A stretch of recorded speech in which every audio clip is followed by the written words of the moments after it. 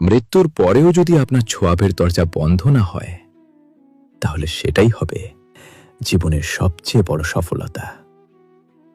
আসসালামু আলাইকুম ওয়ারাহমাতুল্লাহ। প্রিয় দর্শক, হযরত আনাস বিন মালিক রাদিয়াল্লাহু তাআলা আনহু বর্ণনা করেন, মানুষ যখন এই দুনিয়া ছেড়ে চলে যায় তখন তার সকল আমলের দরজা বন্ধ হয়ে যায়, কিন্তু এমন কিছু কাজ আছে যার ছোঁয়াব মৃত্যুর পরেও থামে না। ভাবুন তো, আপনি নেই, কিন্তু আপনার আমল এখনো আকাশে উঠছে। তিনি বলেন, এমন 7টি কাজ আছে যার ছোঁয়াব মানুষ মৃত্যুর পরেও পেতে থাকবে।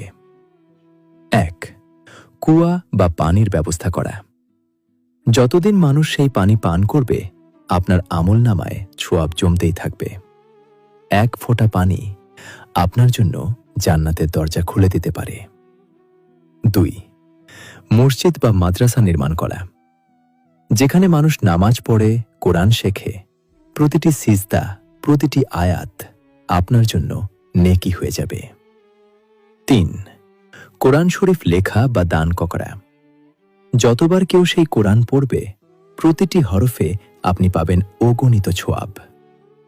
4. খাল বা নদী খনন করা। মানুষ, পশু পাখি যেই উপকার পাবে, তার প্রতিদান আপনার আমলনামায় যোগ হবে নিরবচ্ছিন্নভাবে। 5. বাগান তৈরি করা।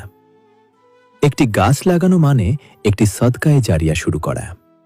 তার ছায়া, ফল, অক্সিজেন সবকিছুই আপনার জন্য নেকির উৎস। 6. নেককার সন্তান রেখে যাওয়া।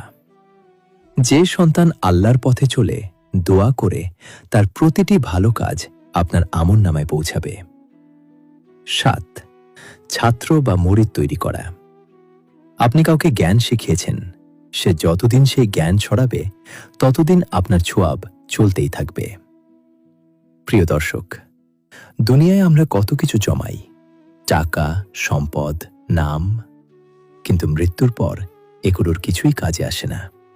কাজে আসে শুধু আপনি কতজনের উপকার করে গেছেন, কতটুকু আলোর পথ দেখিয়ে গেছেন। আজ থেকেই ভাবুন, আপনি এমন কি রেখে যাচ্ছেন যা মৃত্যুর পরও আপনাকে বাঁচিয়ে রাখবে।